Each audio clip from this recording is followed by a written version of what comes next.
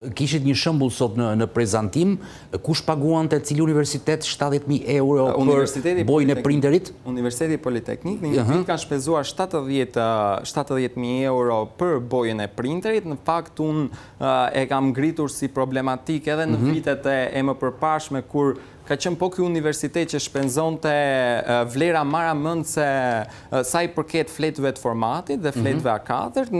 Këtë vit shikohet që është kampion në bojën e printerit. Nga ana tjetër, 70.000 euro boj printeri, duhet i vëmë përballë edhe studentët me këto buxhete dhe financa, po të shikojmë vetëm studentët e arkitekturës, studentëve të arkitekturës ju duhen minimalisht 100 deri në 200 euro për të printuar apo materialet, po çdo muaj. Kjo është pagesë mujore. Për të marrë materialet apo punimet që ata bëjmë. Po kjo jo vetëm me studentët e arkitekturës, kjo është një problematik që shikohet tek gjithë studentët të gjitha universiteteve.